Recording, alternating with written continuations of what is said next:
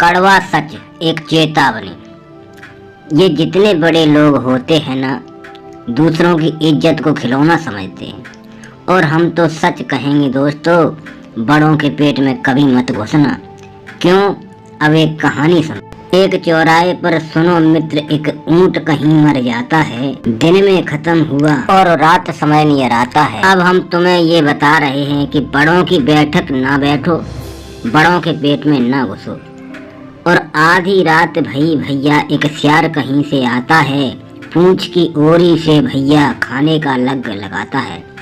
चौराहे पर जब ऊंट मरा और रात के 12 बजे सियार आया और वह ऊंट की दुम की तरफ से उसका मांस खाने लगा। अब दुम की तरफ से खाने लगा और पेट में वो घुस जाता है।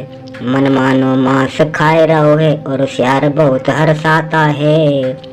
दोस्तों, रात के 12 बजे जब वो सियार ऊंट के पेट में पीछे से मांस खाते खाते घुस गया, इतना मस्त हो गया उस मांस में, उसे पता नहीं लगा। जेठ का महीना था, सुबह हो गया और जो सूरज ने किरणें फैलाई तो इतनी जोर से धूप थी कि ऊंट की पीछे की खाल सिकुड़ गई और सियार उसी में बंद हो गया।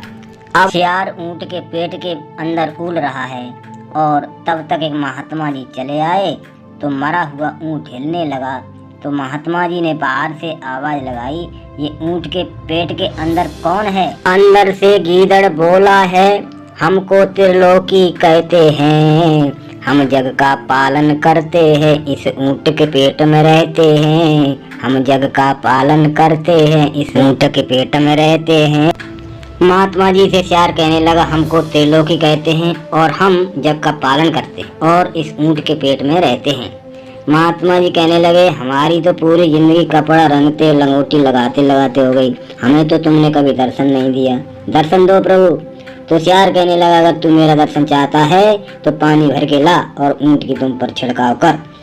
जब खाल नरम पड़ जाएगी तो मैं बाहर आ जाऊंगा, जो पर मांगो वो दूं तुझको, उत्तम उपदेश सुनाऊंगा।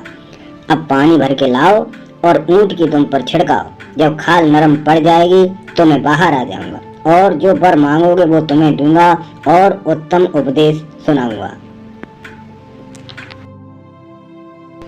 दोस्तों, महात्मा के हाथ में कमंडल था। जो पानी दुम पर डाला और जो खाल नरम पड़ी तो सियार झटका देकर निकला और एकदम से सियार भागा।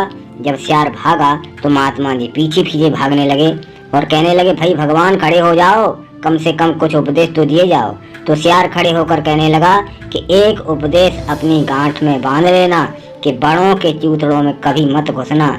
याद रखो भैया, पंछिन में एक गिद्ध बड़ो और बाऊ ने मांस मरे को खायो, वृक्षन में एक ताड़ बड़ो और ताऊ की छाया में सुख नहीं पायो, पशुअन में एक ऊंट बड़ो, बाऊ की पीठ पे कोब्बो बनायो, छोटे में 100 प्रेम करो, इन बड़े बड़े ने खूब लजायो।